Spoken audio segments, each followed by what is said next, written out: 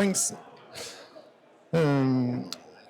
So I will talk about CodeCarbon. It's an open source project that you could use to measure carbon footprint of your server, especially AIs.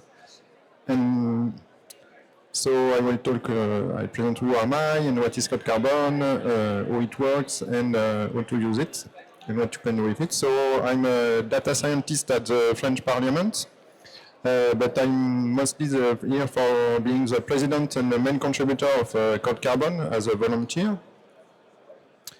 And so CodeCarbon is a Python package. It's open source, and we are open to contribution, so don't hesitate to contribute or open issue on GitHub. And CodeCarbon was born in AI Lab in 2020. It was an idea of Joshua Benjo, who worked on it in Mila in Quebec. And it's an old vision at this time. The carbon footprint of AI was mostly on training, but right now it's also critical today because inference is using more and more power. For example, the next NVIDIA rack, maybe you know that it's just a rack of this size, could use as much power as 600 microwave plug for every hours in 7 weeks. All the week. So it's beginning to be really critical, and we expect the power consumption of data center to just double in a few years. So CodeCarbon is here to give you an idea of what's your carbon footprint using your AI project, for example, and to give you comparison points. And we do real-time measurements. CodeCarbon communicate with the hardware. It's not an estimation for our project, and we measure the electricity consumption of the hardware.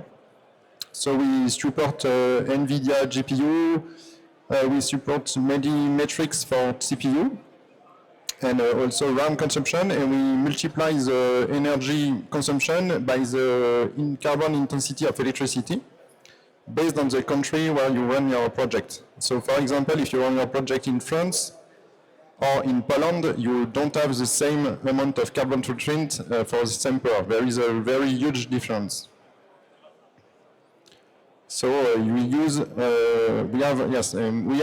CodeCarbon could run offline without internet connection, but use a static database of the carbon emission of electricity, or you could use it online with Electricity Map API to have real-time estimation of your carbon footprint.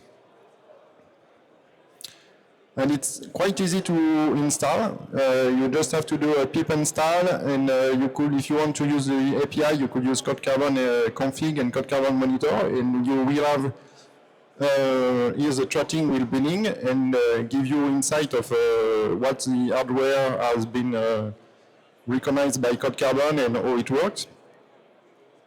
And it will monitor behind your running code. It's a real lightweight package because it's only worth a few seconds. It's scheduling to just check regularly the amount of carbon footprint.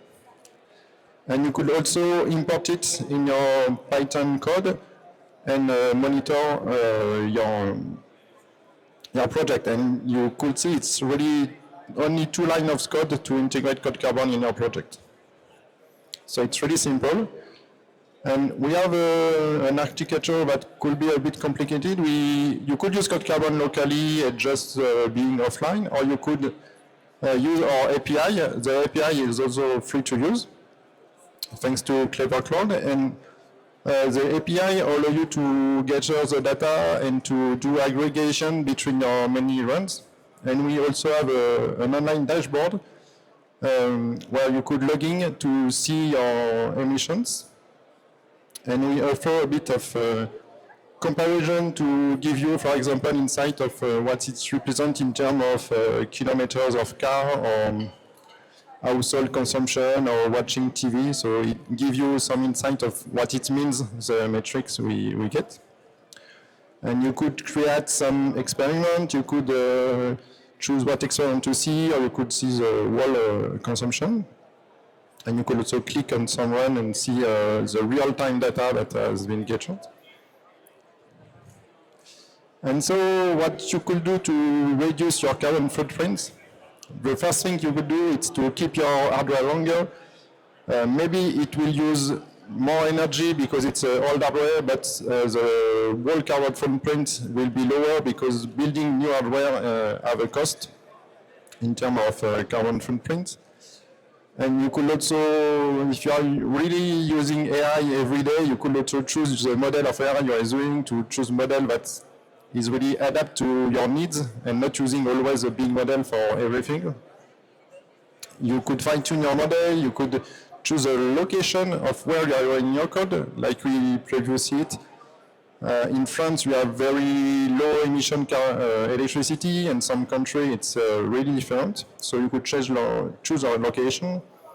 You could also use optimization tools like Zeus. It's a tool that reduces the GPU frequency to have the same result of training, but with lower energy consumption. And yes, you could also choose your location. Sorry, I did it 2 times. And thank you for listening. Maybe you have some questions for me. And we thanks Mozilla for supporting us. Last year we have a grant from Mozilla to develop some security around the API. And we are also part of Data for Good France, and we are supported by Clever Cloud that provides the API and the dashboard to allow everybody to use it freely. So yeah, thank you.